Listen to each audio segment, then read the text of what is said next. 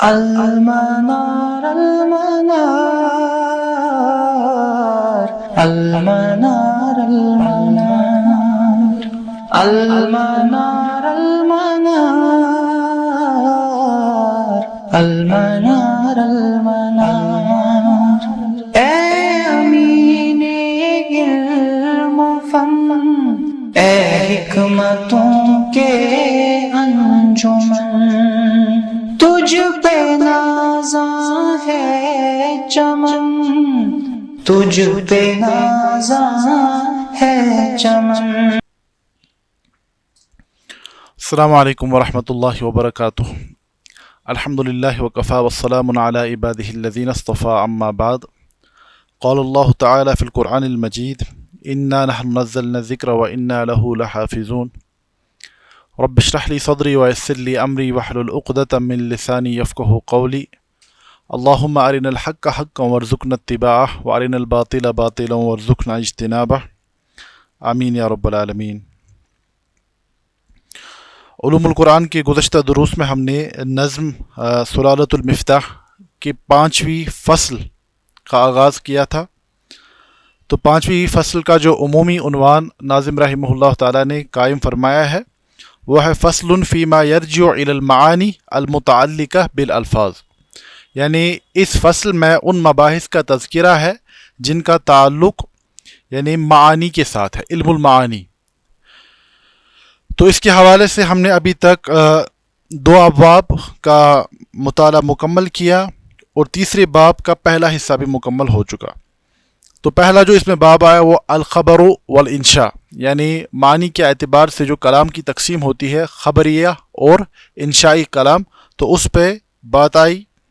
اسی طرح ہم نے القصر کے موضوع کو بھی تفصیل سے پڑھا، اور گزشتہ درس میں ہم نے اس فصل کے تیسرے باب کا آغاز کیا تھا، جس کا عنوان ناظم رحمہ اللہ نے قائم فرمایا ہے الایجاز والاتناب والمساوات، یعنی ایجاز، اتناب اور مساوات کا تذکرہ۔ تو گزشتہ درس میں ہم نے ان تینوں یعنی مباحث کی تعریف کو سمجھا کہ ایجاز سے کیا مراد ہے، اتناب سے کیا مراد ہے اور مساوات سے کیا مراد ہے۔ تو اگر آپ کو یاد ہوگا تو ہم نے یہ بات بیان کی تھی کہ ایجاز کی تعریف میں کہ ایجاز کے معنی ہے تعدیت المعنی المقصود بلا اخلال مع قلت عبارہ، کہ ایجاز کے معنی ہے کہ جو آپ کا مقصود معنی ہو، یعنی جو کلام میں آپ معنی پہنچانا چاہتے ہیں تو وہ اس اعتبار سے پہنچانا کہ معنی کی ترسیل میں کوئی خلل واقع نہ ہو لیکن عبارت مختصر ہو، یعنی مختصر الفاظ میں جامع معنی کی ترسیل کرنا یہ ایجاز ہے۔ تو اس اعتبار سے ہم نے یہ کہا تھا کہ ایجاز علم البلاغہ کا ایک اہم باب ہے، اور ہم نے یہ بات بھی آپ کو بیان کی تھی کہ نبی اکرم صلی اللہ علیہ وسلم پر جو اللہ رب العزت کے خصوصی انعامات تھے ان میں سے انہوں نے یہ بھی فرمایا کہ اوتیت جوامع الکلم، کہ اللہ رب العزت نے مجھے جامع کلمات عطا فرمائے ہیں، یعنی مختصر الفاظ میں معنی کے سمندر کو، جیسے ہم کہتے ہیں نا کہ کوزے میں سمندر کو بند کرنا، ویسا ہی یعنی مختصر الفاظ میں بہت ساری معانی کو جمع کرنا۔ یہ آپ علیہ الصلوۃ والسلام کے کلام کی بھی خوبی ہے اور یہ قرآن مقدس کی ایک بڑی خوبی ہے کہ قرآن مقدس مختصر الفاظ میں بہت ساری معانی کو جمع کرتا ہے۔ اس کے مقابلے میں ہم نے اتناب کا تذکرہ کیا تھا کہ اتناب کے معنی کیا ہے؟ تعدیت المعنی المقصود بالفاظ زائدۃ لفائدہ، یعنی معنی مقصود کی ترسیل اس طریقے سے ادا کرنا کہ عبارت میں زائد الفاظ موجود ہو لیکن وہ زیادہ بلا وجہ نہیں بلکہ کسی فائدے کے پیش نظر ہو۔ اس کی ہم نے آپ کو ایک مثال بیان کی تھی کہ قرآن مقدس میں سورہ کہف میں سیدنا موسیٰ علیہ السلام اور خضر علیہ السلام کے درمیان جو مکالمہ ہوا، اس مکالمے میں مختلف جگہوں پر مختلف اسلوب کو اختیار کیا گیا ہے۔ ایک مقام پر کہا گیا قال الم اقل انک لن تستطیع معی صبرا، لیکن اسی بات کو دوسرے مقام پر لکا کے اضافے کے ساتھ بیان کیا گیا قال الم اقل لک انک لن تستطیع معی صبرا، یعنی ایک جگہ بات تو بظاہر ایک جیسی نظر آتی ہے لیکن ایک جگہ پر لکا کے اضافے کے ساتھ بات ہے اور دوسری جگہ لکا نہیں ہے. تو ہم کہیں گے کہ پہلے میں ایک اعتبار سے ایجاز پایا جاتا ہے کیونکہ عبارت نسبتاً کم ہے، اور دوسری جگہ پر اتناب پایا جاتا ہے کیونکہ وہاں پر کسی فائدے کے پیش نظر، جس کا ابھی ہم نے تذکرہ نہیں کیا، کسی فائدے کے پیش نظر الفاظ میں زیادہ یعنی زائد الفاظ کو استعمال کیا گیا ہے. لیکن وہ زیادہ کیا ہے؟ وہ بلا وجہ نہیں ہوتی، کیونکہ قرآن کے بارے میں یہ کہا گیا کہ انَّهُ لَقَوْلٌ فَصْلٌ، یہ قرآن جو ہے یہ فیصلہ کن کلام ہے، اور اس میں کوئی یاوہ گوئی موجود یعنی کوئی خام و خواہ کی باتیں، یہ کوئی شاعرانہ تعلی نہیں ہے یا شاعرانہ تکلف نہیں ہے، بلکہ ہر ایک لفظ ہر ایک حرف کا اپنا معنی موجود ہے. تو بہرحال اتنا آپ کا یہ تذکرہ آیا. اس کے بعد ہم نے مساوات کی بھی تعریف بیان کی، اور ہم نے یہ کہا تھا کہ بعض علماء نے مساوات کو ایجاز کا ہی ایک حصہ قرار دیا ہے. تو اس کے بعد ہم نے گزشتہ درس میں ایجاز کی مثالوں کا تذکرہ کیا. اگر آپ دیکھیں گے نا، ناظم رحمہ اللہ نے اس باب میں سب سے زیادہ جو فوکس کیا ہے وہ کس پر ہے؟ وہ ایجاز کی مثالوں پر ہے. اس میں آیت العدل مع الاحسان، جس کا ہم نے بیان کیا تھا ان اللہ یامر بالعدل والاحسان وایتاء ذی القربى، یہ کتنی جامع آیت ہے، اس کا کچھ تذکرہ آیا. اسی طرح آیت النمل اور دیگر آیات کا بھی تذکرہ آیا تھا. ہم نے بیان کیا آپ کے سامنے کہ لغوی علماء نے کیسے کیسے بیان کیا کہ ایک ایک آیت میں کلام کے کتنے کتنے اسالیب موجود ہیں. تو اس کا ہم نے گزشتہ درس میں تفصیل سے تذکرہ کیا. تو آج کے درس میں جو ہمارا موضوع ہے وہ اسی باب کا مزید ایکسٹینشن ہے، یعنی یہ ایجاز کی ایک اور صورت بنتی ہے. اور ایجاز کی جو یہ دوسری صورت ہے اس کو ہم کہتے ہیں الحذف. اس کو کیا کہتے ہیں؟ حذف، یعنی عبارت میں سے کسی لفظ کو حذف کرنا. اب جو یہ حذف کا باب ہے، امام سیوطی رحمہ اللہ نے الاتقان میں اس پر بہت تفصیلی کلام کیا ہے. سب سے پہلے وہ حذف کی حوالے سے بیان کرتے ہیں کہ حذف کی مختلف یعنی شرائط، حذف کن کن شرائط کے ساتھ واقع ہوگا. ٹھیک ہے. اسی طرح امام سیوطی رحمہ اللہ نے انواع الحذف کا بھی تذکرہ کیا ہے، اور اس میں بڑی تفصیل سے یعنی کلام الاتقان میں موجود ہے. تو یہاں پر یعنی درس کے پیش نظر اور متن کی رعایت کرتے ہوئے ہم صرف انہی مباحث کا تذکرہ کریں گے جن کو ناظم رحمہ اللہ نے اپنی کتاب میں بیان کیا ہے. تو ناظم رحمہ اللہ نے شرائط وغیرہ کا تذکرہ نہیں کیا ہے، بلکہ صرف حذف اور اس کی انواع اقسام، حذف کن کن صورتوں میں ہوتا ہے، اس کا تذکرہ موجود ہے. تو اسی کو ہم آج کے درس میں دیکھیں گے. تو دیکھیں، پہلے ہم عبارت کو دیکھیں، اس کے بعد ہم قدر تفصیل میں جائیں گے. سلسلۃ المتون کے صفحہ نمبر 52 پر ناظم رحمہ اللہ تعالی عبداللہ ابن فوری رحمہ اللہ فرماتے ہیں کہ والحذف من انواعه اقتطاع بعض الحروف المنع لا يطاع والاکتفاء فی ذوی تلازم بذکر واحد لربط لازم والاحتباق الحذف فی ذا ما حوى نظیرہ وفیہ ما بذا ثوى وغیرہ الرابع باختزال اسماء او حروف او افعال. یہاں پر انہوں نے جو تین ہے نا، 4 قسمیں بلکہ یہ 3 اقسام کا تذکرہ کیا ہے. ایک تو اقتطاع، دوسرا اکتفاء، اور تیسرا احتباق، اور چوتھا اختزال. 4 صورتیں کس کی ہیں؟ حذف کی 4 صورتیں ہیں. تو انہی کو ہم آج کے درس میں سمجھنے کی کوشش کریں گے کہ کیا مراد ہے. تو ناظم رحمہ اللہ نے بھی یہ بیان کیا ہے. دراصل کیونکہ بنیاد ہم نے بیان کی کہ اس نظم کی بنیاد ہی کس کتاب پر ہے؟ الاتقان پر ہے. تو انہوں نے انہی اقسام کا تذکرہ کیا ہے جن کا تذکرہ امام سیوطی نے اپنی کتاب میں بیان کیا ہے.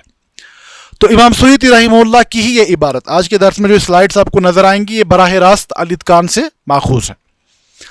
تو امام سیوطی رحمہ اللہ فرماتے ہیں الحذف علی انواع، کہ حذف کی مختلف صورتیں بنتی ہیں، یعنی ہم کن کن صورتوں میں الفاظ کو عبارت سے حذف اس اعتبار سے کرتے ہیں کہ عبارت میں معنی کی ادائیگی پر کوئی فرق واقع نہ ہو. دیکھیں ہم نے پہلے بیان کیا نا، ایجاز کی تعریف میں ہی کیا ہے؟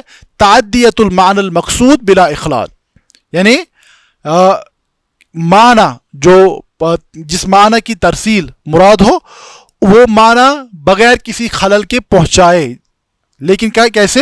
بقلت العبارہ، یعنی عبارت کم ہو۔ تو سب سے پہلی بات یہاں سمجھنی ہے، اگر کسی عبارت سے کسی لفظ کو حذف کیا جاتا ہے تو پہلی شرط یہ ہوگی کہ کسی لفظ کے حذف کرنے کی وجہ سے معنی مقصود جو ہے، جس مقصد معنی کی ترسیل مراد ہے، اس کی ترسیل میں کوئی خلل واقع نہ ہو۔ ٹھیک ہے، تو اس کو ہم سمجھنے کی کوشش کریں گے۔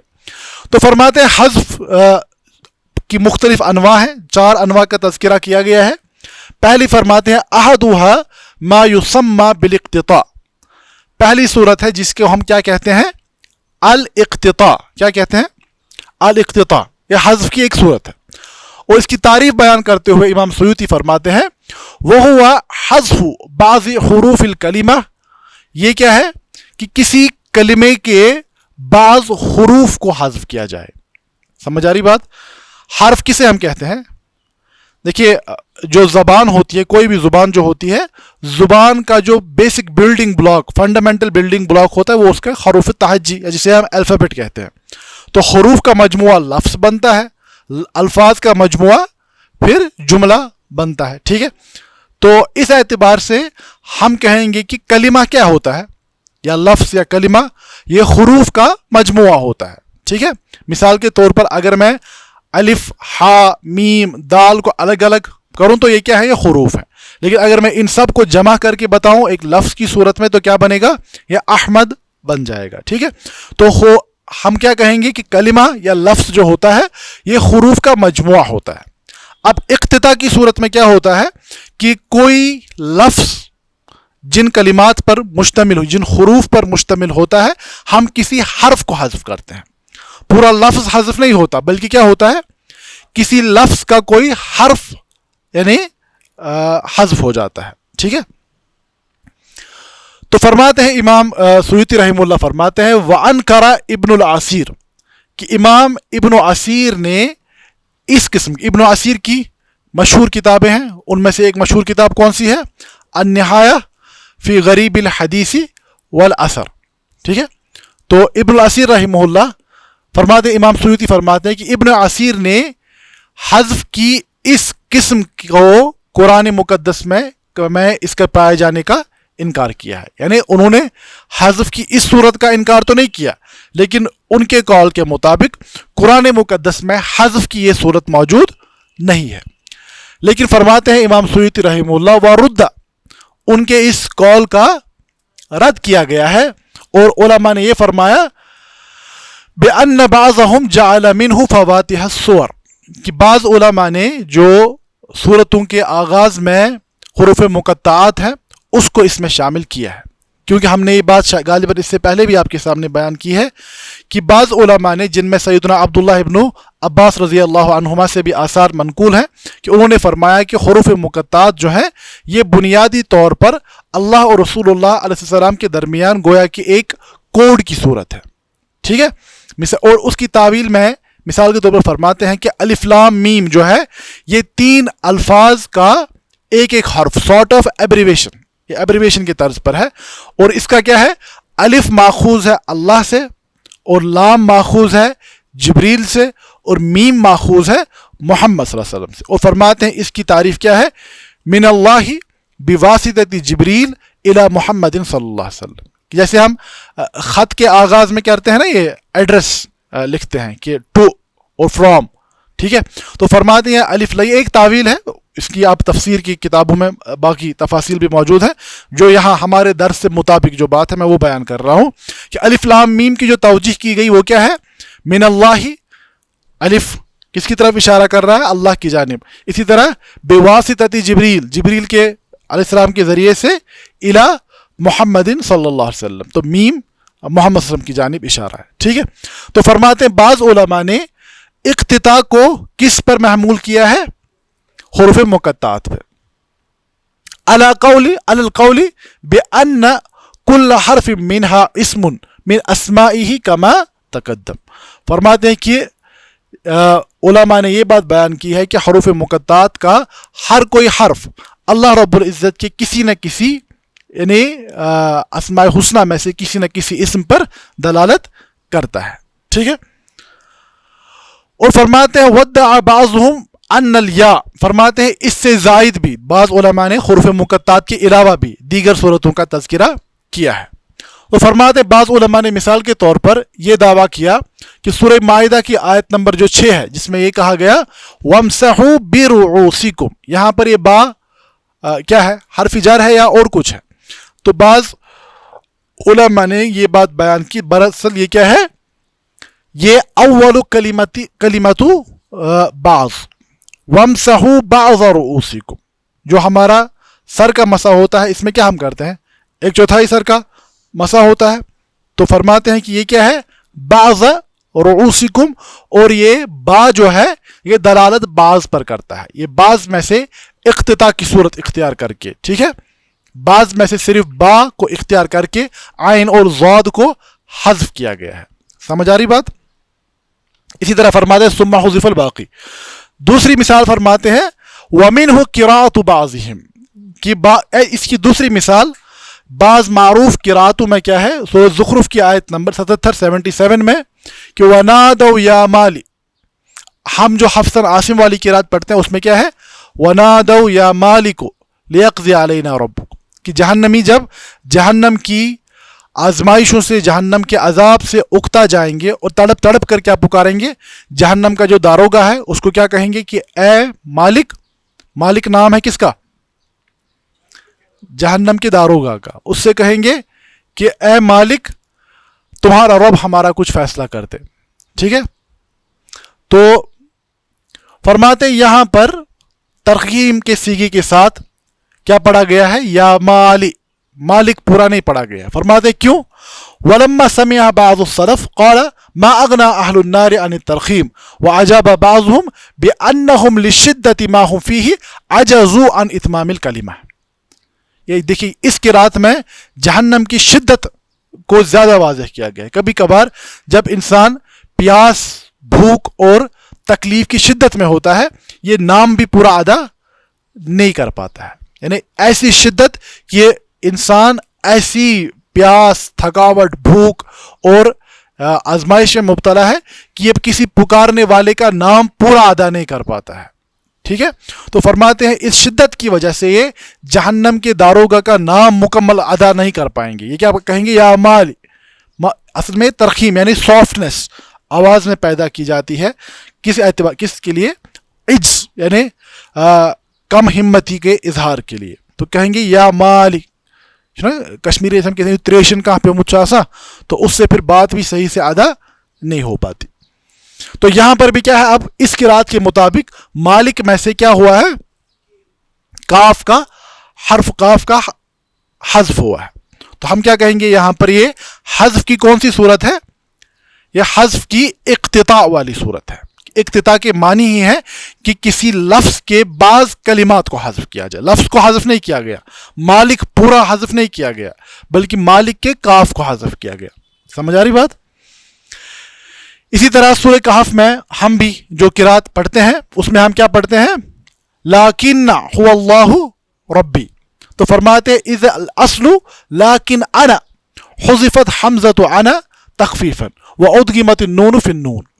یہ کیا ہے، اصل میں لیکن انا کہ یہ دوست دوسرے دوست کو کیا کہہ رہا ہے، غریب دوست اپنے مالدار دوست سے کیا کہہ رہا ہے کہ تمہارا تو یہ معاملہ تھا، لیکن جہاں تک میرا معاملہ ہے، میرا یہ معاملہ ہے کہ هو اللہ ربی، میرا رب کون ہے، وہ اللہ ہے. ٹھیک ہے، تو یہاں پر کیا ہے، اصل میں یہ انا، لیکن اور انا میں سے حمزہ کو حذف کیا گیا اور دو جو نون ہے ان میں ادغام پیدا کیا گیا. اسی لیے ہم نے کیا پڑھا، لیکن هو اللہ ربی. تو فرماتے یہاں پر بھی یعنی تخفیف کے پیش نظر حمزہ کو حذف کیا گیا، پورا تو نہیں حذف کیا گیا. کس کو حذف کیا گیا، حمزہ کو. اسی طرح جو تلاوت کی جاتی ہے سورہ حج کی آیت نمبر 65 کی، جو حفص عاصم والی قرات ہے، اس میں ہم پڑھتے ہیں وَيُمْسِكُ السَّمَاءَ أَن تَقَعَ عَلَى الْأَرْضِ. ٹھیک ہے، اور بعض قراتوں میں کیا ہے، اعلیٰ کا یا حذف کر کے کیا ہے، عَلَى الْأَرْضِ. ٹھیک ہے، وَيُمْسِكُ السَّمَاءَ أَن تَقَعَ عَلَى الْأَرْضِ. اصلی کیا ہے، یہ ہم نے کیسے پڑھا، عَلَى الْأَرْضِ. ٹھیک ہے، وَيُمْسِكُ السَّمَاءُ أَن تَقَعَ عَلَى الْأَرْضِ کہ اللہ ہی وہ ذات ہے جس نے آسمانوں کو تھاما ہوا ہے زمینوں پر گرنے سے. ٹھیک ہے, تو یہاں پر یہ اعلیٰ ہے علی الارض. تو یہاں تخفیف کے پیش نظر بعض قراتوں میں یا کو حذف کر کے علی الارض پڑھا گیا ہے. تو یہاں پر بھی حذف کی کون سی صورت پائی جاتی ہے؟ اقتطاع. اقتطاع کے کیا معنی ہے؟ کہ کسی لفظ کے بعض حروف کو حذف کیا جائے. یہاں پر علا کے یا کو حذف کیا گیا, اس سے پہلے انا کے حمزہ کو حذف کیا گیا, اس سے پہلی والی مثال میں مالک کے کاف کو حذف کیا گیا. اسی طرح اور ایک مثال سورہ بقرہ کی آیت نمبر 4 میں فرماتے ہیں بیما, ہم کیا پڑھتے ہیں؟ والذین یؤمنون بالغیب وما انزل, بلکہ دوسری جگہ پر ہے یہ ذالک الکتاب لا ریب فیہ ھدی للمتقین الذین یؤمنون بالغیب ویقیمون الصلاة ومما رزقناہم ینفقون والذین یؤمنون بما انزل الیک. بما ہم پڑھتے ہیں انزل الیک, بعض قراتوں میں کیا ہے؟ بما انزل الیک. تو یہاں پر الیک کا حمزہ حذف کیا گیا. ٹھیک ہے, انزلہ پورا موجود ہے نا, اس کے بعد الیکا میں سے حمزہ اور لام کو حذف کر دیا گیا. ٹھیک ہے, اسی طرح جو ہے سورۃ البقرہ کی آیت نمبر 203 میں فمن تعجل فی یومین, حفص عاصم والی قرات میں فلا اسم علیہ, فلا اسم علیہ. تو اس والی قرات میں کیا ہے؟ فلا اسم علیہ.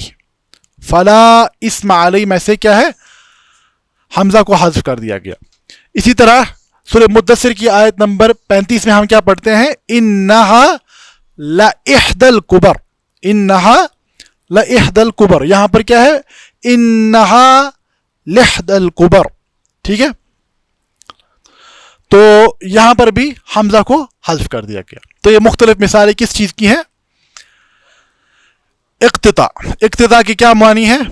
اقتطاع کے معنی ہے کسی لفظ سے کسی حرف کو حذف کرنا. اب دیکھیے یہاں پر شاید یہ بتائیں کہ اس سے کیا قلت العبارہ پیش آئی. اصل میں کیا ہے ہمارا موضوع؟ ہمارا موضوع ایجاز ہے. ایجاز ہے کہ ادا المعنی المقصود کی معنی مقصود جو ہو اس کی ترسیل بغیر کسی خلل کے ہو جائے, لیکن قلت العبارہ کے ساتھ. اب دیکھیے یہاں پر جو مثالیں ہم نے دی, کیا ان میں سے کسی کے معنی میں کوئی خلل واقع ہو رہا ہے؟ نہیں. اب لیکن الفاظ کم کیے جا رہے ہیں. اب کوئی انسان یہ پوچھے گا کہ یہاں تو لفظ بھی حذف نہیں ہوا, صرف ایک حرف, ایک یا دو حروف کا حذف ہو رہا ہے, تو اس سے کیا قلت العبارہ آئی؟ تو یہاں پر بنیادی طور پر یہ سمجھ لیجئے کہ جو بولنے والے لوگ ہوتے ہیں, یعنی جو کسی زبان کو بولنے والے لوگ ہوتے ہیں, ان کے لیے لہجوں کو اختیار کرنا یعنی جتنا آسان باہر والی زبان نہ بولنے والوں کو لگتا ہے, اتنا اندر والوں کے لیے زیادہ مشکل ہو جاتا ہے. اس کی سیدھی سی مثال ہم نے بارہا دی ہے کہ سری نگر اور اسلام آباد میں کیا ہے, را اور ڈال کا بڑا فرق واقع ہوتا ہے. پرن اور پڑن, جس کو ہم پرن کہیں گے وہ کیا کہیں گے؟ وہ پڑن. ہم کھون کہیں گے نہ, سوری, ہم کہتے ہیں کھوان, ہے نا, وہ کہتے ہیں کھون. ٹھیک ہے, تو اس اعتبار سے اگر سری نگر والوں پر ہم یہ لازم کریں کہ تمہیں اسی طرح بولنا ہے ہر کوئی لفظ جیسے کون بولتے ہیں, جیسے اسلام آباد والے بولتے ہیں, تو یہ ایک مشقت کا کام ہوگا. ان پر آپ یہ کام عائد کریں کہ ڈال کے بدلے را کو پڑھنا شروع کرو, تو اس میں ان کے لیے تکلف اور مشقت واقع ہو جائے گی. تو کبھی کبھار ایک ایک حرف سے لہجات پر بڑا فرق واقع ہو جاتا ہے, اور اس اعتبار سے قلت العبارہ ان کے لیے وہی ہوتی ہے جو ان کی ادائیگی کے مطابق لفظ کو پڑھا جائے. بات سمجھ آئی؟ تو بہرحال یہاں پر ہم نے بغیر کسی علت کے یہ بات سمجھائی فی الحال کہ اقتطاع کے معنی ہے کسی لفظ میں سے حرف کو اس اعتبار سے حذف کرنا کہ معنی کی ادائیگی میں کوئی خلل واقع نہ ہو. ٹھیک ہے, تو ایجاز کی حذف والی صورت کی پہلی قسم بنتی ہے. ٹھیک ہے, اس کے بعد امام سیوطی رحمہ اللہ فرماتے ہیں کہ دوسری جو صورت ہے النوع الثانی ما یسمى بالاقتفاء, کہ حذف کی جو دوسری صورت ہے اسے ہم کیا کہتے ہیں؟ اس کو ہم اقتفاء کہتے ہیں. اقتفاء کے کیا معنی ہے؟ فرماتے وَهُوَ أَن يَقْتَضِي الْمَقَامِ ذکر الشیئین بینہما تلازم او ارتباط فیقتفى بأحدہما عن الآخر للنکتۃ. دیکھیے یہ بات سمجھنے کی ہے. فرماتے ہیں کہ اکتفا سے مراد ہے کہ کسی مقام یہاں سے کیا مراد ہے؟ کلام. کسی عبارت میں تقاضا اس بات کا ہو کہ دو چیزوں کا تذکرہ کیا جائے، ایسی دو اشیاء کا جن کے درمیان لازم و ملزوم ہونے کا تعلق ہو. ٹھیک ہے، یا یہ کہیں گے کہ ہم ارتباط، ان میں کیا ہو؟ ان میں ربط ہو، لازم و ملزوم مربوط ہو ایک دوسرے سے. لیکن کیا کیا جائے؟ دونوں اشیاء کا تذکرہ کرنے کے بجائے ایک پر ہی اکتفا کیا جائے. سمجھ آ رہی بات؟ مثال کے طور پر سورہ آل عمران کی آیت نمبر 26 میں ہے بیدک الخیر قل اللہم مالک الملک تؤتی الملک من تشاء وتنزع الملک ممن تشاء وتعز من تشاء وتذل من تشاء. یہاں پر دیکھیے تعز، عزت کس کے ہاتھ میں ہے؟ اللہ کے ہاتھ میں. وتذل، ذلت کس کے ہاتھ میں ہے؟ اللہ کے ہاتھ میں. تو لیکن آگے کیا کہا گیا؟ بیدک الخیر. اگر آپ عبارت کو دیکھیں گے، عبارت یہ تقاضا کر رہی ہے کہ وہاں پر کیا کہا جائے؟ بیدک الخیر والشر. اللہ آپ ہی کے دست قدرت میں کیا ہے؟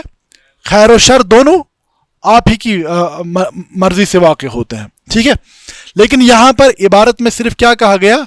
بیدک الخیر. اس کی ایک بڑی وجہ یہ ہے کہ اللہ رب العزت کی جانب ادب اور دیگر وجوہات کی بنیاد پر شر کو منسوب نہیں کیا جاتا. شر کو اللہ کی جانب منسوب نہیں کی، کیونکہ حالانکہ یہ ہمارا معاملہ ہے، ہمارا اعتقاد ہے کہ خیر اور شر اللہ کی مرضی سے ہی واقع ہوتے ہیں. ٹھیک ہے، اب یہ ایک بڑا مسئلہ ہے شر کا، مسئلۃ الشر، اور اس پر جو ایک بڑی بہترین کتاب ہے وہ امام ابن القیم رحمہ اللہ کی کتاب شفاء العلیل فی مسائل القضاء والقدر والحکمت والتعلیل کے نام سے امام ابن القیم رحمہ اللہ کی کتاب ہے، جسے مختصراً ہم کیا کہتے ہیں؟ شفاء العلیل. اس میں انہوں نے اس شر کے مسئلے پر تفصیلی کلام کیا ہے کہ دنیا میں شر کا وجود کیوں ہوتا ہے، آفات، تکلیف، آزمائش، اس کا وجود اللہ نے کیوں رکھا ہے. اسی طرح شیطان کا وجود جو بظاہر محض شر نظر آتا ہے، تو اللہ نے اس کے وجود کو باقی کیوں رکھا ہے. تو امام ابن القیم رحمہ اللہ نے ان سبھی چیزوں کو اس کتاب میں اس پر کلام کیا ہے. بہرحال ابھی ہمارے پاس وہ موقع نہیں کہ وہاں ہم جائیں، لیکن مراد جو بات سمجھانی ہے کہ شر کی اضافت اللہ کی جانب نہیں کی جاتی ہے، کیونکہ شر محض کا خالق اللہ نے شر محض کو پیدا نہیں کیا ہے. ٹھیک ہے، بہرحال اس کو ہم دیکھیں، اس کو ایک کتاب میں دیکھ لیجئے. اس کی مثالیں ہمیں قرآن مقدس میں ملتی ہیں. مثال کے طور پر سورۃ الجن میں ہم دیکھیں اللہ رب العزت فرماتے ہیں کہ جنات مومنین جو تھے انہوں نے کیا بات کہا؟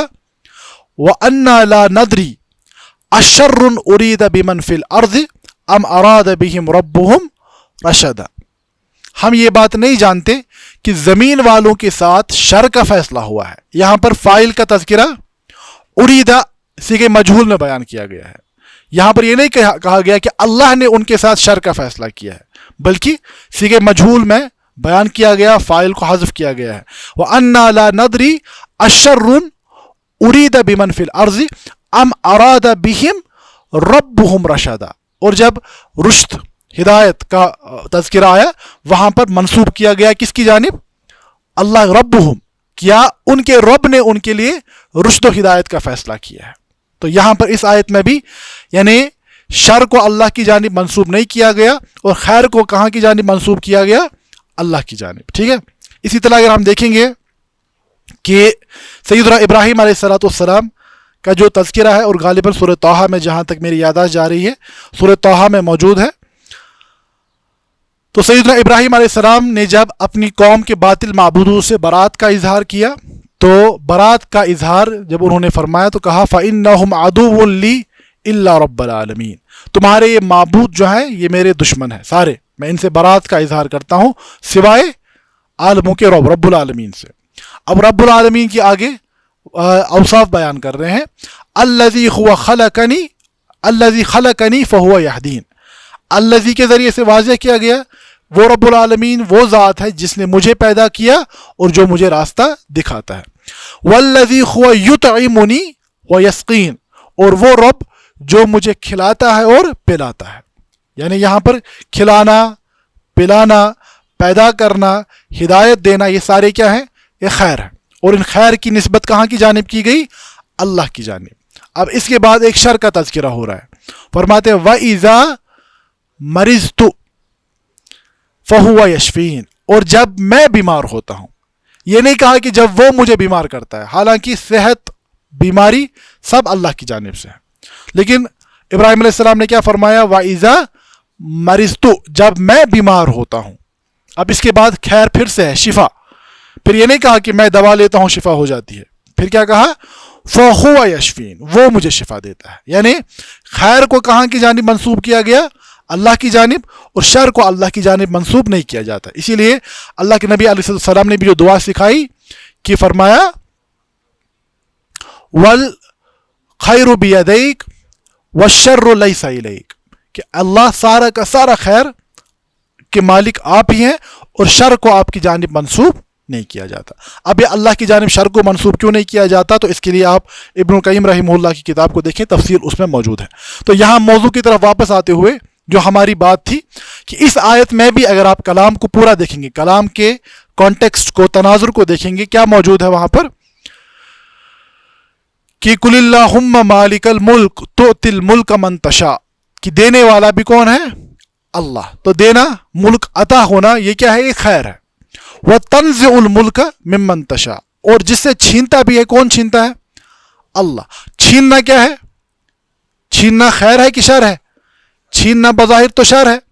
اسی طرح آگے فرمایا وَتُعِزُّ مَن تَشَاءُ، جسے چاہتے ہیں آپ اسے عزت دیتے ہیں۔ عزت دینا کیا ہے؟ خیر ہے۔ وَتُعِزُّ مَن تَشَاءُ وَتُذِلُّ مَن تَشَاءُ، ذلت جسے دینا چاہے اسے ذلت دے دیتے ہیں۔ یعنی یہاں پر اوپر خیر شر دونوں کا ساتھ ساتھ تذکرہ کیا گیا ہے، لیکن اب یہاں پر اس آیت میں کیا کہا گیا؟ بِیَدِکَ الْخَیْرُ، حالانکہ آیت کا تقاضا یہ تھا کہ یہاں پر کیا ہونا چاہیے؟ بِیَدِکَ الْخَیْرُ وَالشَّرُ، خیر و شر کے مالک آپ ہی۔ ہم جو ایمان مفصل یا مجمل پڑھتے ہیں اس میں بھی ہم کیا پڑھتے ہیں؟ وَالْقَدْرِ خَيْرِهِ وَشَرِّهِ مِنَ اللَّهِ تَعَالَى، من اللہ تعالی۔ ٹھیک ہے، تو یہاں پر جو فرمایا گیا، جو ہم اصل میں کیا پڑھ رہے ہیں، ہم اقتفا کو سمجھنے کی کوشش کر رہے ہیں کہ یہاں پر کلام میں ادب اور یعنی دیگر وجوہات، میں دیگر وجوہات کو اس لیے بیان نہیں کر رہا ہوں کیونکہ وہ عقیدے کے مسائل ہیں، تو یہاں پر کلام دوسرے راستے میں لمبا کھینچ جائے گا۔ مسألۃ الشر پر علماء نے مستقل کتابیں لکھی ہیں، اس کو دیکھ لیجئے۔ خلق و افعال العباد، امام بخاری رحمہ اللہ نے بھی اس موضوع پر کتاب لکھی ہے، اور دیگر علماء نے بھی لکھی ہے، تو اس کو دیکھ لیجئے گا۔ ٹھیک ہے، تو فرماتے وَإِنَّمَا خُصَّ الْخَيْرُ بِالذِّكْرِ لِأَنَّهُ مَطْلُوبُ الْعِبَادِ وَمَرْغُوبِهِمْ، کہ یہاں پر بِیَدِکَ الْخَیْرُ کا تذکرہ اس لیے کیا گیا ہے کیونکہ خیر جو ہے وہ اللہ کے بندوں کا مطلوب ہوتا ہے، اسی کی وہ دعائیں کرتے۔ کوئی انسان یہ دعا تو نہیں کرتا کہ مجھے شر پہنچ جائے، ٹھیک ہے، تو اللہ نے اسی چیز کا تذکرہ کیا جو بندوں کا کیا ہے؟ مرغوب، جس کی بندوں کو چاہت ہے، جو بندے مانگتے ہیں اللہ سے۔ ٹھیک ہے، اور فرمایا او لأنه اکثر وجودا فی العالم، اسی طرح خیر پر اس لیے اکتفا کیا گیا کہ دنیا میں زیادہ خیر ہے کہ شر ہے؟ دنیا میں زیادہ غلبہ کس کا ہے؟ خیر کا ہے۔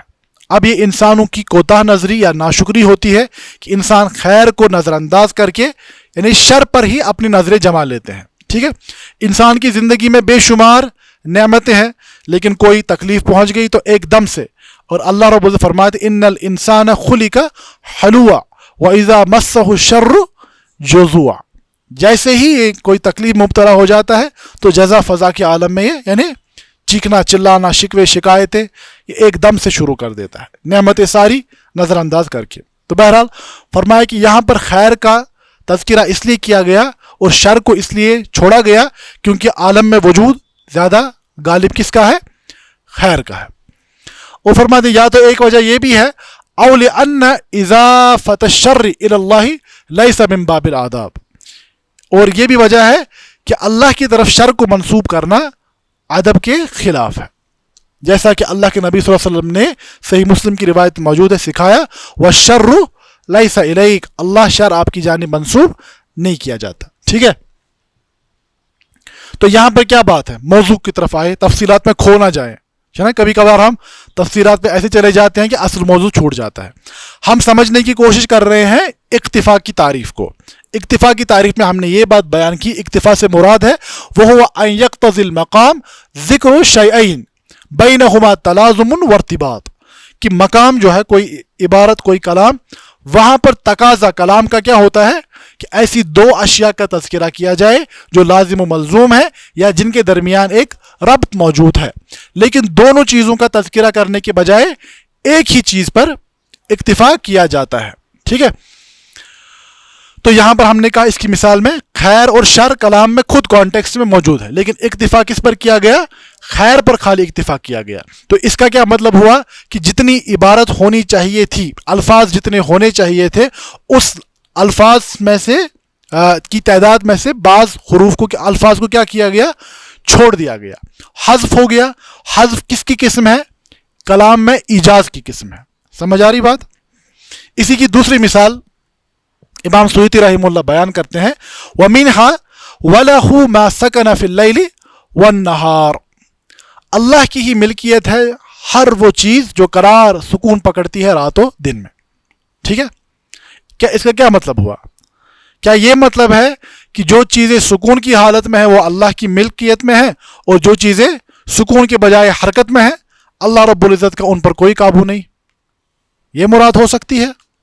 تو فرماتے ہیں کہ آئی وما تحرک, فرماتے ہیں کہ یہاں پر کلام کا تقاضا خود ہے. اگر آپ اس کو پڑھیں گے سورہ انعام کی, اللہ رب العزت نے یہ اتنا زیادہ اللہ کے قہر کا تذکرہ ہے. ٹھیک ہے, وَهُوَ الْقَاهِرُ فَوْقَ عِبَادِهِ, اللہ اپنے بندوں پر کیا ہے, مکمل غلبہ اختیار کیے ہوئے ہے. اب دیکھیے یہ کلام خود تقاضا کر رہا ہے کہ اللہ کی ملکیت, اللہ کا ارادہ نافذ ہوتا ہے ہر اس چیز پر جو سکون کی حالت میں ہو یا حرکت کی حالت میں ہو. لیکن فرماتے ہیں کہ یہاں پر اکتفا کس پر کیا گیا, حالت سکون پر. وَلَهُ مَا سَكَنَ فِي اللَّيْلِ وَالنَّهَارِ. ٹھیک ہے, فرماتے وَخُصَّ السُّكُونَ بِالذِّكْرِ, یہاں پر سکون کا تذکرہ خصوصیت کے ساتھ اس لیے کیا گیا ہے لِأَنَّهُ أَغْلَبُ حَالَيْنِ عَلَى الْمَخْلُوقِ مِنَ الْحَيْوَانِ وَالْجَمَادِ وَلِأَنَّ كُلَّ مُتَحَرِّكٍ يَسِيرُ إِلَى السُّكُونِ. فرماتے کیونکہ اصل کیا ہے, اصل سکون ہے یا حرکت ہے. اگر آپ دیکھیں گے نا, لاز آف موشن بھی جو ہے فزکس میں جو پڑھائے جاتے ہیں, لاز آف موشن میں کیا ہے, ایک لا, بلکہ پہلا ہی لا ہے کہ everything continues to be in a state of rest or uniform motion unless اور until it's expelled by some external force. اس کا کیا مطلب ہے کہ ہر کوئی چیز اصل میں کیا ہوتی ہے, یا تو حالت سکون میں ہوتی ہے, اسٹیٹ آف ریسٹ. اصل کیا ہے, اسٹیٹ آف ریسٹ یا یونیفارم موشن. اب اس کو چھوڑ دیں, ہم فزکس سے پڑھانی مراد نہیں ہے. تو اصل کیا کہا گیا, سکون, ریسٹ اصل ہے, یہاں تک کہ کوئی اس پر فورس نہ لگ جائے, تبھی چیزیں یعنی یا تو ایکسلریٹ ہو جاتی ہیں یا موو کرنا شروع ہو جاتی ہے. ٹھیک ہے, تو فرمایا ایک تو یہ وجہ ہے کہ غالب حالت اشیاء پر, مخلوقات پر کیا ہے, حالت سکون ہے, اور اس کے بغیر ہر کوئی وہ شے جو حرکت کی حالت میں ہے وہ بہرحال سکون کی جانب ہی مائل ہوتی ہے. آپ گھر کی طرف چل رہے ہیں بالآخر بیٹھنے کے لیے, سمجھ آ رہی بات, آپ ہے نا یہاں سے یہاں تک آپ چلتے چلتے آ گئے یہاں پر کلاس میں بیٹھنے کے لیے. ٹھیک ہے, تو فرماتے ہیں کیونکہ ہر کوئی متحرک جو ہے اس کا مسیر, اس کی جو اینڈ ڈیسٹینیشن ہے وہ کیا ہے, وہ سکون ہے. تو اسی لیے اس کے پیش نظر, ان وجوہات کے پیش نظر کلام میں سکون کا تذکرہ کیا گیا اور تحرک کو چھوڑ دیا گیا. حالانکہ کلام کا کیا تھا, کلام کا ظاہری تقاضا یہ تھا کہ یہاں پر ان دونوں اشیاء کا تذکرہ کیا جائے, کیونکہ ان اشیاء کے درمیان ایک تو کیا ہے, ملازمہ یعنی لازم و ملزوم ہونے کا تذکرہ, یعنی لازم و ملزوم ہونا ہے, اور ساتھ ساتھ ان میں ایک واضح ارتباط بھی, ربط بھی موجود ہے. لیکن یہاں پر تحرک کو چھوڑا گیا اور سکون کا تذکرہ کیا گیا, تو ہم کہیں گے یہ کیا ہے, یہ حذف کی کون سی صورت ہے, اکتفا. دو میں سے ایک ہی چیز کے تذکرے پر اکتفا کیا گیا, لیکن معنی کی ترسیل میں کوئی خلل واقع نہیں ہو رہا ہے. اسی لیے ہم کہیں گے کہ علم المعانی کے اسالیب میں سے یہ کون سا اسلوب ہے, یہ ہے ایجاز کا اسلوب. کیونکہ عبارت کو کیا کیا جا رہا ہے, عبارت میں سے الفاظ کو کم کیا جا رہا ہے. ٹھیک ہے, اسی طرح اور بھی مثالیں موجود ہیں, جیسے سورہ بقرہ کی آیت نمبر 3 میں الذین یؤمنون بالغیب, ایمان والے جو ہیں وہ کس پر یقین رکھتے ہیں؟ غیب پر. تو اس کا کیا مطلب ہے؟ جو شہادہ ہے, جو ظاہر ہے, اس پر ایمان نہیں لاتے. رسول اللہ صلی اللہ علیہ وسلم عالم غیب سے تعلق رکھتے ہیں کہ عالم ظاہر سے تعلق رکھتے ہیں؟ آپ عالم ظاہر سے تعلق, آپ بشر تھے, انسان تھے, آپ کو مبعوث کیا گیا.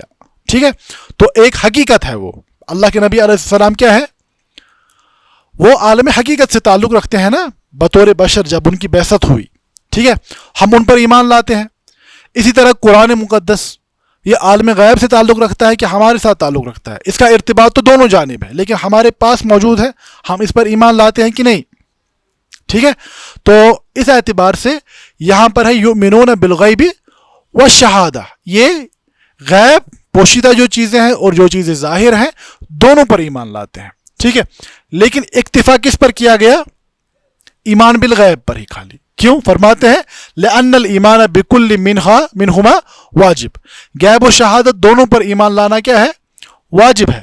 لیکن فرماتے ہیں وآثر الغیب لأنہ امدح وَلِأَنَّهُ يَسْتَلْزِمُ الْإِيمَانَ بِالشَّهَادَةِ مِنْ غَيْرِ اقسم. فرماتے ہیں غیب پر اس لیے اکتفا کیا گیا کیونکہ غیب پر ایمان لانا زیادہ قابل مدح ہے, کیونکہ غیب پر ایمان لانا شہادہ پر ایمان لانے کے مقابلے میں مشکل ہے. تو جس انسان نے غیب پر ایمان لایا, ایک تو وہ زیادہ قابل تعریف ہے, اور دوسرا جو غیب پر ایمان لائے گا وہ بدرجہ اولا شہادہ پر بھی ایمان لائے گا. لیکن اس کے برعکس شہادہ پر ایمان لانے والا غیب پر ایمان لائے, یہ ضروری نہیں ہے. سمجھ آ رہی بات؟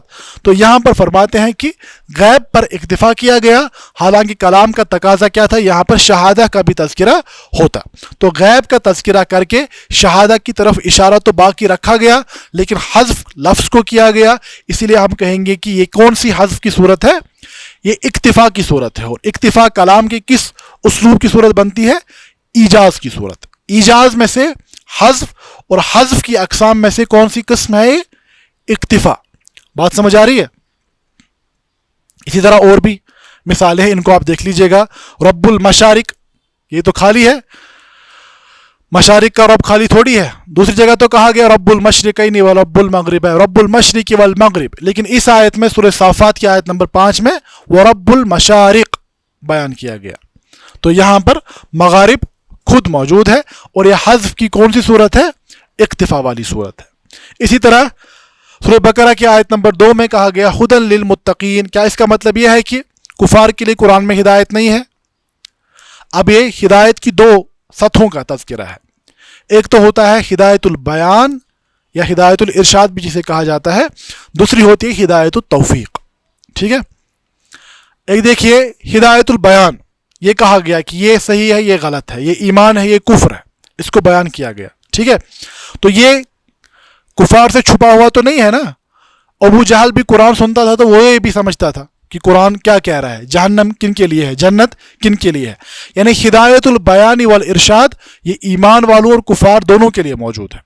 ٹھیک ہے, اب دیکھیے ہم نماز پڑھ رہے ہیں, نماز کے اندر بار بار سورہ فاتحہ میں کیا مانگتے ہیں؟ اہدنا الصراط. ارے آپ تو پہلے نماز پڑھ رہے ہیں, اب اس کے بعد کیا صراط مستقیم چاہیے؟ تو یہاں پر ہدایت البیان مراد نہیں ہوتی, کیونکہ آپ نماز تک ہدایت پا چکے ہیں. یہاں پر اب ہدایت التوفیق. ٹھیک ہے, اللہ ہمیں نماز پر استقامت کی توفیق, نماز کو خشوع و خضوع کے ساتھ ادا کرنے کی توفیق, یعنی اب یہاں پر ہدایت کا دوسرا مرحلہ ہوتا ہے توفیق.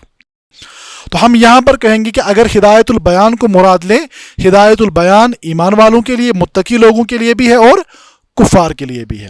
تو متقی لوگوں کا تذکرہ یہاں پر کیا گیا ہے, اور فرماتے ہیں امام ابن الانباری رحمہ اللہ فرماتے ہیں وَيُؤَيِّدُهُ قَوْلُهُ کہ قرآن کفار کے لیے بھی ہدایت ہے.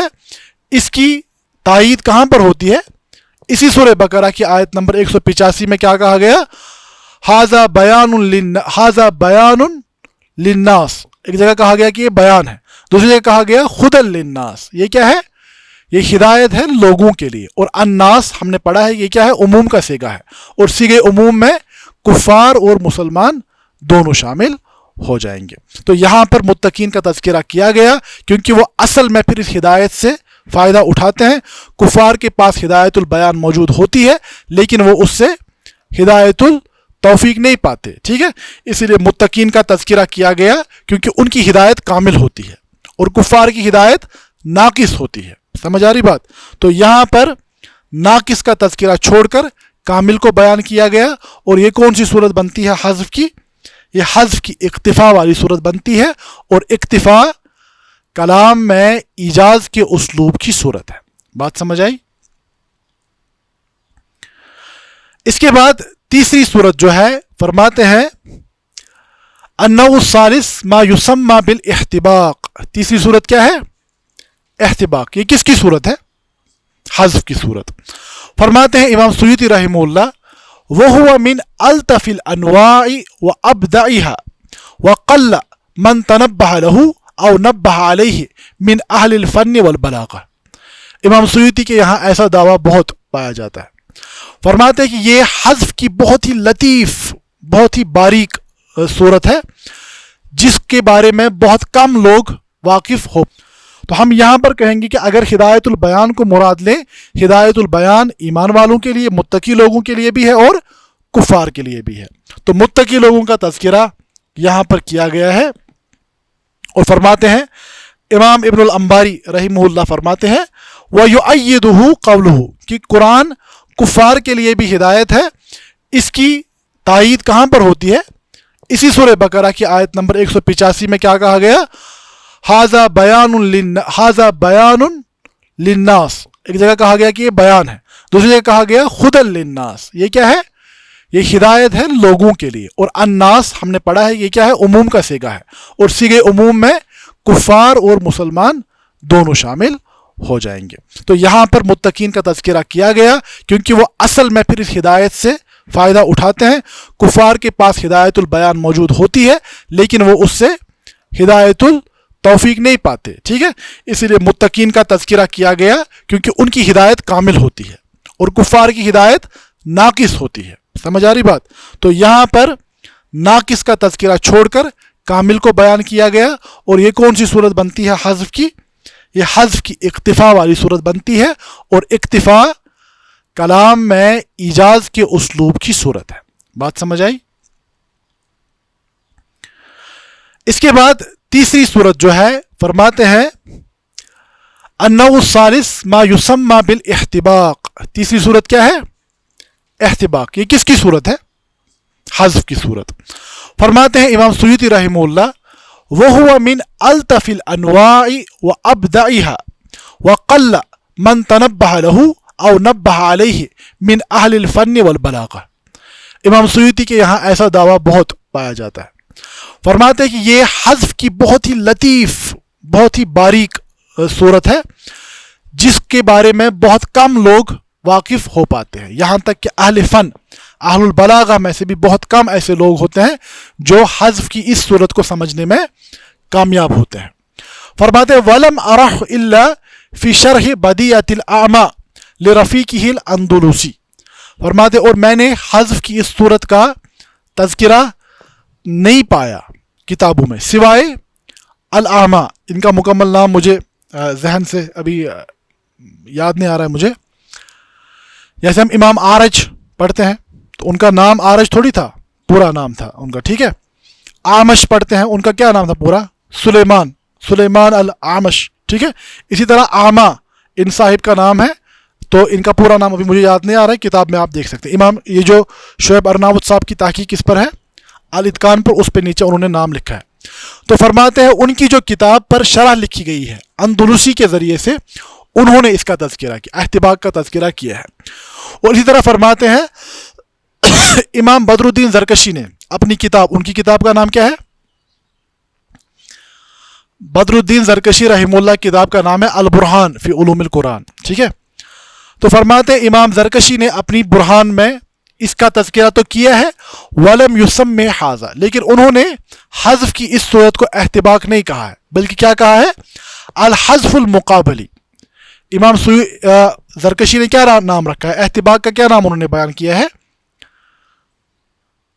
امام زرکشی نے اپنی کتاب برہان میں حذف کی اس صورت کو تو بیان کیا ہے، لیکن نام احتباق نہیں رکھا ہے، بلکہ کیا رکھا ہے؟ الحذف المقابلی. الحذف المقابلی یا احتباق یہ ایک ہی چیز ہے. ٹھیک ہے. فرماتے ہیں وَأَفْرَدَهُ بِالتَّصْنِيفِ مِنْ أَهْلِ الْأَثَرِ العلامہ برہان الدین البقائی. فرماتے ہیں اس موضوع پر جو مستقل تصنیف معاصر یعنی امام سیوطی کے معاصر علماء نے لکھی ہے، فرماتے ہیں ان میں سے کس نے لکھی ہے اس پر کتاب؟ برہان الدین بقائی رحمہ اللہ نے. اور فرماتے ہیں قال الاندلسی فی شرح البدیہ من انواع البدی الاحتباق. فرماتے ہیں کہ امام اندلسی نے اپنی کتاب میں علم البدی کی جو اقسام ہیں اس میں سے ایک صورت کا تذکرہ کیا ہے الاحتباق. وہ فرماتے ہیں احتباق کا کیا مراد ہے؟ فرماتے ہیں وَهُوَ نَوْءٌ عزیز. فرماتے ہیں یہ جو قسم ہے حذف کی یہ کیا ہے؟ عزیز. عزیز کے کیا معنی؟ شاذ و نادر، یعنی یہ کم پایا جاتا ہے. ٹھیک ہے. اب حدیث کی اقسام میں بھی پڑھتے ہیں نا، مشہور پڑھتے ہیں، عزیز پڑھتے ہیں. ٹھیک ہے. تو فرماتے ہیں اس کی احتباق کی تعریف کیا ہے؟ وہ ہوا ان یحذف من الاول ما اثبت نظیرہ فی الثانی ومن الثانی ما اثبت نظیرہ فی الاول. دیکھیے یہ تھوڑی باریک سی قسم ہے. فرماتے ہیں یہ احتباق کیا ہے کہ کلام کے دو حصے ہوں گے. کلام کے کیا ہوں گے؟ دو حصے. اور پہلے حصے میں سے وہ چیز حذف کی جائے گی جو دوسرے حصے میں ثابت ہو، اور دوسرے حصے میں وہ چیز حذف کی جائے گی جو پہلے حصے میں ثابت ہو. اور ٹوٹیلٹی میں جب کلام کو دیکھا جائے تو وہ پورا کلام واضح ہو جاتا ہے. ٹھیک ہے. آپ کو مثالوں سے سمجھ آ جائے گا. مثال کے طور پر سورۃ النمل کی آیت نمبر 12 میں اللہ رب العزت نے سیدنا موسیٰ علیہ السلام کا تذکرہ کرتے ہوئے کیا فرمایا کہ جب انہیں فرعون کے دربار میں بھیجا گیا تو کہا گیا، یا بلکہ موسیٰ علیہ السلام کو جب معجزات عطا کیے گئے تو کیا کہا گیا؟ وَأَدْخِلْ يَدَكَ فِي جَيْبِكَ تَخْرُجْ بَيْضَاءَ وَأَدْخِلْ يَدَكَ فِي جَيْبِكَ تَخْرُجْ بَيْضَاءَ. اس کا کیا مطلب ہے؟ اے موسیٰ علیہ السلام آپ اپنے دست مبارک کو اپنے جیب میں یا اپنے پہلو میں ڈال دیجئے اور پھر آپ کیسے نکالیں گے؟ اسے چمکتا ہوا نکالیں گے. ٹھیک ہے. فرماتے ہیں التقدیر تدخل غیر بیضاء، کہ یہاں پر مقدر کیا ہے کلام میں کہ جب آپ اپنے دست مبارک کو داخل کریں گے وہ کیا ہوگا؟ غیر بیضاء، وہ چمکتا ہوا اس وقت نہیں ہوگا. وہ اخرجھا، اور جب تم آپ اسے کیا کرو گے؟ نکالو گے تو وہ کیسا نکلے گا؟ تخرج. تخرج کیا مطلب ہے؟ وہ نکلے گا. کیسا نکلے گا؟ کب؟ لیکن نہیں نکلے گا تب جب وہ نکالیں گے. سمجھ آئے گی بات؟ سمجھ آ رہی بات؟ موسیٰ علیہ السلام نے جیب میں ہاتھ تو ڈال دیا، اب اس کی بیضاء کو ظاہر کرنے کے لیے کیا کرنا پڑے گا؟ ہاتھ کو نکالنا پڑے گا نا. تو فرماتے ہیں وہ اخرجھا تخرج بیضاء، اور آپ اس کو نکالو گے باہر تو وہ کیا ہو جائے گا؟ وہ چمکتا ہوا نظر آئے گا. فرماتے ہیں فحذف من الاول، کلام کے پہلے حصے میں سے کیا چیز حذف کی گئی؟ غیر بیضاء. کہ وَأَدْخِلْ يَدَكَ فِي جَيْبِكَ غَيْرَ بیضاء، کہ آپ اپنے ہاتھ کو نہ چمکتی ہوئی صورت میں داخل کیجئے. تو غیر بیضاء کو کیا کیا گیا؟ حذف کیا گیا. سمجھ آ رہی بات؟ اور دوسرے حصے میں کیا ہے؟ وہ اخرجھا، یعنی پہلے داخل تو کیا گیا، میں نے بات بیان، جب داخل کیا تو اب بیضاء کے اظہار کے لیے کیا ضروری ہے؟ اخراج، نکالنا.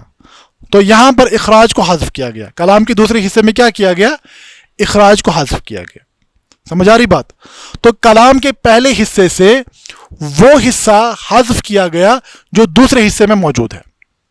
بیضاء دوسرے حصے میں موجود ہے نا، پہلے حصے سے غیر بیضاء کو حذف کر دیا گیا. ٹھیک ہے. کلام کے دوسرے حصے سے اخراج کو حذف کیا گیا، لیکن اس پر دلالت کلام کے پہلے حصے میں ادخل کے ذریعے سے موجود ہے. سمجھ آئی بات؟ تو اس صورت کو ہم کیا کہتے ہیں؟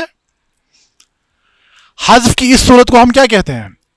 احتباق. کیا کہتے ہیں اس کو؟ کیوں احتباق کہتے ہیں وہ میں بیان کروں گا. تو امام زرکشی رحمہ اللہ تفصیل اپنی برہان میں فرماتے ہیں ہوا अन यज्तमिया फिल कलाम मुतकाबिलान, फरमाते हैं ये एहतिबाक क्या है कि कलाम में दो मद्द मुकाबिल सूरतें, वहाँ क्या थी लाजिम व मलजूम सूरतें पीछे, ठीक है, यहाँ पर दो मद्द मुकाबिल सूरतें वाक़ हो जाएं, फ़युहज़फ़ु मिन कुल्लि वाहिद मिनहुमा मुकाबिलहु लिदलालतिल आखरी अलैहि, फरमाते हैं फिर क्या होता है कि इन दोनों में से एक को कलाम में से हज़्फ़ किया जाता है क्योंकि उसकी दलालत दूसरे में मौजूद होती है। तो फरमाते हैं, देखिए उन्होंने मिसाल बयान की सूरह हूद की आयत नंबर 35, फरमाते हैं अल्लाह रब्बुल इज़्ज़त का ये फरमाना कि अम यक़ूलून इफ्तराह कुल इन इफ्तरैतुहु फ़अलैया इजरामी व अना बरीउम मिम्मा तुजरिमून। ए अल्लाह के नबी सल्लल्लाहु अलैहि वसल्लम, ये कुफार क्या कहते हैं कि क्या ये कहते हैं कि मोहम्मद सल्लल्लाहु अलैहि वसल्लम ने इस कलाम को क्या किया है, गढ़ा है, खुद बनाया है। तो आप फरमा दीजिए कुल इन इफ्तरैतुहु, आप फरमा दीजिए कि अगर मैंने इसे गढ़ा है, अगर मैं माज़ अल्लाह पर झूठ बांध रहा हूँ कि ये अल्लाह का कलाम है और मैंने खुद इसे गढ़ा है, फ़अलैया इजरामी, फिर इसका क्या होगा, इस जुर्म का वबाल किस पर होगा, इस जुर्म का वबाल तो मुझ पर होगा, और तुम्हारा क्या मामला होगा, व अंतुम बरीऊन, तुम क्या हो, तुम बरी हो, लेकिन उसका तज़किरा यहाँ नहीं है, ठीक है, समझ आ रही बात। फरमाते हैं फ़अलैया इजरामी व अना बरीउम मिम्मा तुजरिमून, और मैं बरी हूं उस चीज से जो जुर्म तुम कर रहे हो, पैगंबर पर झूठ का इल्ज़ाम लगाकर, ठीक है।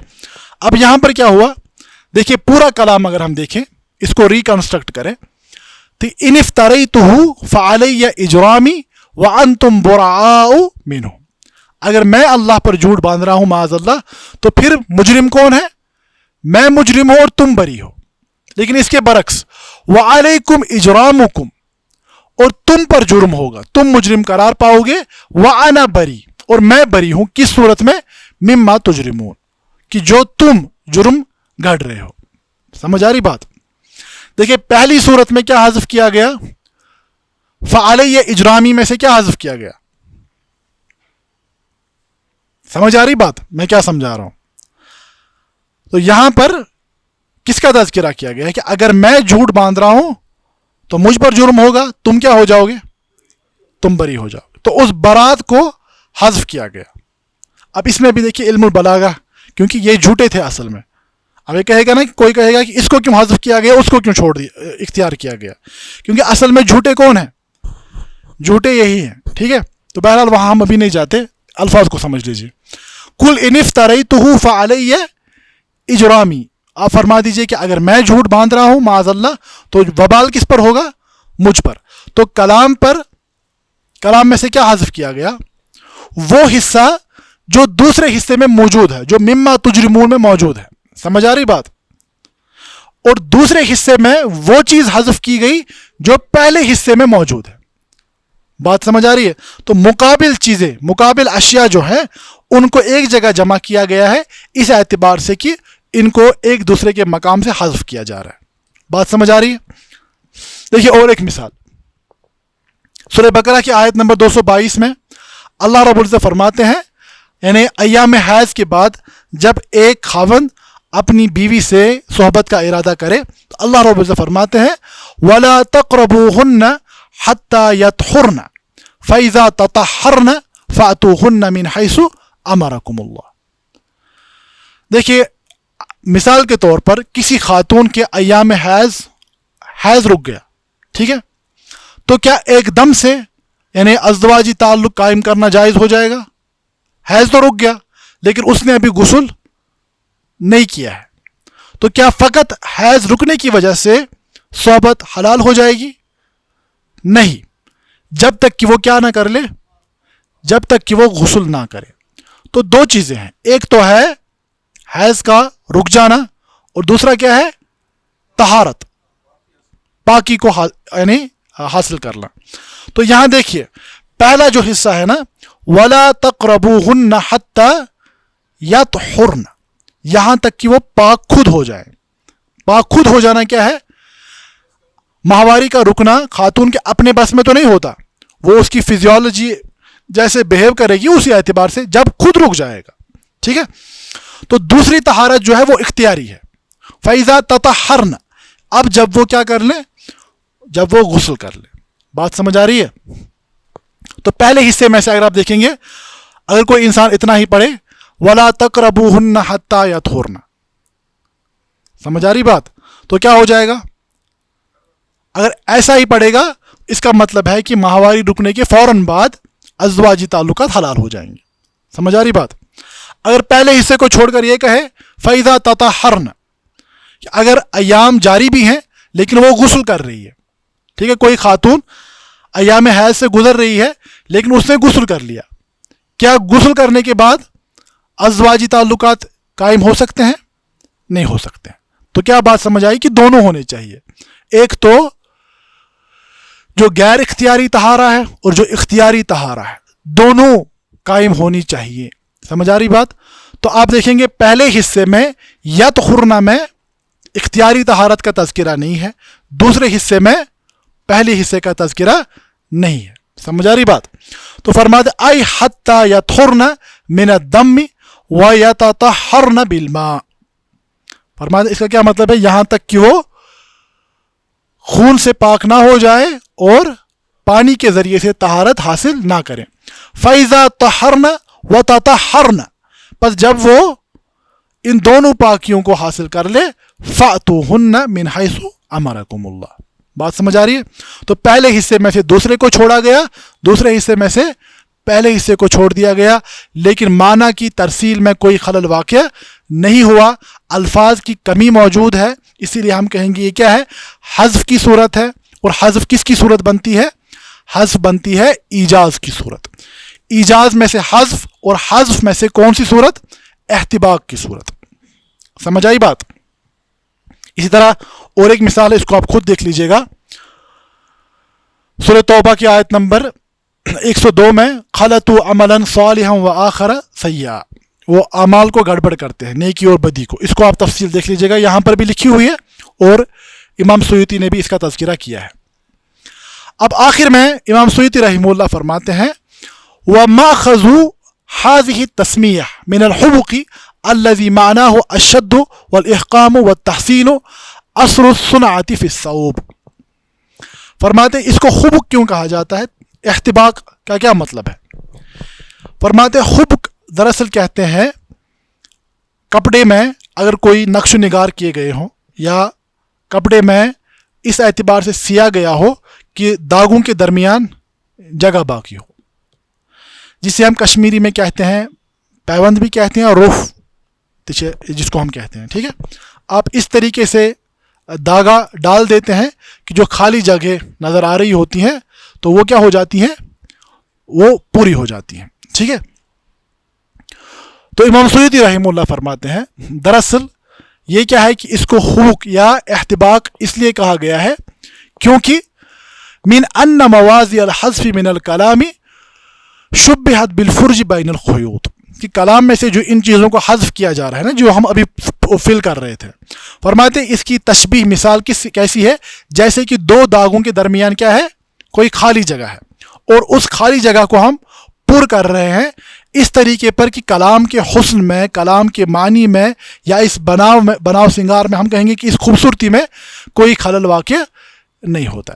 تو یہ کیا ہے, دراصل خالی جگہ کو پر کرنا. ٹھیک ہے, تو فرماتے چونکہ ایک ماہر انسان کیا کرتا ہے, وہ کسی لباس کسی کپڑے میں خوبصورتی کو بڑھانے کے لیے, اس میں شدت اور احکام پیدا کرنے کے لیے داغوں کے درمیان خلل کو پیدا کرتا ہے. اسی طرح ایک ماہر لغوی عالم کیا کرتا ہے, وہ حذف کے ان مقامات پر غور و فکر کر کے گویا کہ وہاں پر کلام کو پورا کر رہا ہے. سمجھ آ رہی بات؟ تو فرماتے اسی نسبت سے اس صورت کا نام کیا رکھا گیا ہے, احتباق. کیا رکھا گیا ہے؟ احتباق. چوتھی اور آخری صورت جو ہے جس کا تذکرہ ناظم رحمہ اللہ تعالیٰ نے کیا ہے, فرماتے ہیں النوع الرابع ما یسمى بالاختزال. چوتھی صورت کیا ہے؟ اختزال. اور اختزال کے کیا معنی ہے؟ فرماتے خوا ما لیس واحدا مما سبق. یہ حذف کی وہ صورت ہے جس میں گزشتہ تین صورتوں میں سے کوئی صورت نہ ہو. ٹھیک ہے, وہ ہوا اقسام. لیکن فرماتے ہیں اس کی بہت ساری قسمیں ہیں, اس کی سب قسمیں بہت ساری ہیں, اور تقریباً میرے اندازے میں امام سیوطی رحمہ اللہ نے 20 کے آس پاس اختزال کی صورتوں کا تذکرہ کیا ہے. اور فرماتے ہیں کہ اس کا جو براڈ کلاسیفیکیشن ہے لأن المحذوف اما کلمہ او حرف, کہ یہاں پر محذوف کیا ہوتا ہے, یا تو کوئی کلمہ جیسے کسی اسم کو حذف کیا جائے, کسی فعل کو حذف کیا جائے, یا کوئی حرف, پھر چاہے حرف جر ہو, ضمیر ہو, یا اور کوئی چیز ہو. حذف کی بہت ساری صورتیں بنتی ہیں. کہیں پر دیکھیے مثال کے طور پر مضاف کو حذف کیا جاتا ہے. مضاف کیا ہوتا ہے اصل میں, اسم ہوتا ہے نا, تو کہیں پر مضاف کو حذف کر دیا گیا, کہیں پر مضاف الیہ کو حذف کر دیا گیا, کہیں پر صفت کو حذف کر لیا گیا, کہیں پر موصوف کو حذف کر لیا گیا, کہیں پر حروف میں سے کسی حرف کو حذف کر دیا گیا, کسی جگہ پر فعل کو حذف کر دیا گیا. تو ان سبھی حذف کی صورتوں کو امام سیوطی رحمہ اللہ نے کس عنوان کے تحت جمع کیا ہے, اختزال کی صورت میں. اس کے بعد انہوں نے ہر ایک صورت کی الگ الگ مثالوں کا تذکرہ کیا ہے. تو یہاں پر میں نے مثال کے طور پر فقط مضاف کا جو ہے حذف, اس کی ایک مثال ہے, 2-3 مثالیں ہیں, ایک کو دیکھ لیتے ہیں ہم. مثال آیت البر جو معروف ہے, لیس البر ان تولوا وجوہکم قبل المشرق والمغرب, نیکی یہ نہیں ہے کہ تم اپنا چہرہ مشرق یا مغرب کی جانب کرو, ولکن البر, بلکہ نیکی کیا ہے, نیکی کس کی نیکی ہے.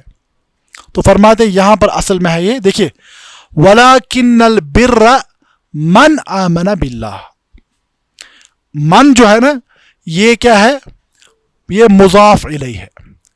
مضاف الیہ کیسے ہے بھائی, اللہ فرماتے ہیں نیکی صرف اس شخص کی نہیں ہے جو مشرق مغرب کی جانب رخ کرنے میں لگا ہوا ہے, بلکہ نیکی اصل میں اس کی نیکی ہے. تو یہ کیا بن گیا, اس کی نیکی. مضاف الیہ کی صورت بن گئی کاکی کے والی, ٹھیک ہے, اس کی نیکی. تو اصل میں پورا کیا ہے, وَلَكِنَّ الْبِرَّ بِرُّ مَنْ آمَنَ بِاللَّهِ. سمجھ آ رہی بات, بلکہ نیکی اصل اس کی ہے جس نے کیا کیا, ایمان لایا اللہ پر. ٹھیک ہے, تو یہاں پر بر کو حذف کر دیا گیا, وَلَكِنَّ الْبِرَّ بِرُّ مَنْ آمَنَ بِاللَّهِ. تو بر کیا ہے, یہاں پر مضاف ہے, اس کو حذف کر دیا گیا ہے. اسی طرح سورہ نساء, اس پر ہم اختتام کرتے ہیں. سورہ نساء کی آیت نمبر 23 میں کہا گیا حرمت علیکم امہاتکم, تم پر تمہاری ماؤں کو حرام کر دیا گیا. تو یہاں پر کیا مطلب ہے اس کا, ماؤں کا حرام کرنا کیا مطلب ہے, کیا ماؤں کے ساتھ حسن سلوک کو حرام کیا گیا, ماؤں کے ساتھ تعلق کو حرام کیا گیا؟ نہیں. یہ کیا ہے, کیونکہ کلام کا تناظر اوپر سے خود بیان کر رہا ہے کہ وہاں پر کس چیز کا تذکرہ کیا گیا ہے, کن کن کے ساتھ آپ کا نکاح حرام کیا گیا ہے. ٹھیک ہے, تو اس میں کہا گیا حرمت علیکم امہاتکم, تم پر تمہاری ماؤں کے ساتھ نکاح کو کیا کیا گیا ہے, حرام کیا گیا ہے. تو یہاں پر بھی کیا ہے, حرمت علیکم نکاح امہاتکم. تو یہاں پر مضاف کو حذف کر کے مضاف الیہ کو باقی رکھا گیا. تو حذف کرنا یہ کیا ہے, یہ ایجاز کی صورت بنتی ہے. ٹھیک ہے, تو یہ ہمارے پاس ایجاز کی جو 4 صورتیں بنتی ہیں حذف کے باب میں سے, تو ان کا تذکرہ آیا. ان سب باتوں کو سامنے رکھتے ہوئے نظم کی جانب آئے. سلسلۃ المتون صفحہ نمبر 52 پر 52 فرماتے ہیں ایجاز کی قسم کیا ہے, والحذف من انواعہ, اور ایجاز کی اقسام میں سے کیا ہے. دیکھیے یہاں پر عبارت کو اچھے سے دیکھ لیجیے, انواعہ میں ہا کی ضمیر کہاں کی جانب لوٹتی ہے, ایجاز کی جانب. فرماتے والحذف من انواعہ, یا یہاں پر حذف کی جانب بھی اسے واپس لوٹایا جا سکتا ہے. کہ حذف کیا خود ہے ایجاز کی اقسام میں سے, اور حذف کی اقسام میں سے کیا ہے, اقتطاع بعض الحروف المنع لا یطاع. فرماتے ہیں کہ اس کی بعض صورتوں میں سے کیا ہے, اقتطاع. اقتطاع کس کا, بعض الحروف, کہ کسی کلمے میں سے بعض حروف کو حذف کرنا. اور فرماتے المنع لا یطاع, لیکن اس باب میں منع کرنا, جیسے ہم نے کہا ابن الاسیر رحمہ اللہ نے کیا کیا ہے, ان کے مطابق قرآن مقدس میں اقتطاع نہیں پایا جاتا, لیکن ہم نے کہا کہ علماء نے حروف مقطعات اور بعض دیگر صورتوں کو, یا مالکو کا ہم نے تذکرہ کیا اور باقی مثالیں بیان کی. تو فرماتے اسی لیے اس باب میں منع کرنا, اس کو قول مطاع, اس کو قبول نہیں کیا جاتا. فرماتے والاقتفاء فی ذوی تلازم بذکر واحد لربط لازمی. اب تو یہ بات سمجھ آنی چاہیے کہ اکتفا کے کیا مراد ہے, کہ ایسا مقام جہاں پر دو اشیاء جن میں باہم تلازم ارتباط پایا جاتا ہو, ان دو میں سے ایک ہی کے تذکرے پر اکتفا کرنا. یہ حذف کی کون سی صورت ہے؟ اکتفا. تیسرا فرماتے ہیں والاحتباق الحذف ما ذا حوا نظیرہ وفیہ ما بذا سوا. تو اس کی تعریف ہم نے سمجھائی احتباق کی کیا مراد ہے. فرماتے وغیرہا الرابع بالاختزال. اور چوتھی صورت کیا ہے؟ اختزال, یعنی حذف کرنا کس کا؟ اسماء او حروف او افعال. یا تو اسماء کو یا حروف کو یا افعال کو حذف کرنا, یہ اختزال کی صورتیں بنتی ہیں. تو اس کے ساتھ ہمارا یہ باب مکمل ہوتا ہے ایجاز کا, اور اگلے والے درس میں ہم انشاءاللہ اتناب اور مساوات کو مکمل کریں گے. ھذا ما عندی واللہ تعالی عالم وصلی اللہ علی نبینا محمد وآلہ وصحبہ وسلم وآخر دعوانا ان الحمد للہ رب العالمین. المنار المنار المنار المنار المنار المنار المنار. اے امین علم و فن, اے حکمتوں کے انجمن, تجھ پہ نازاں ہے چمن, تجھ پہ نازاں ہے چمن.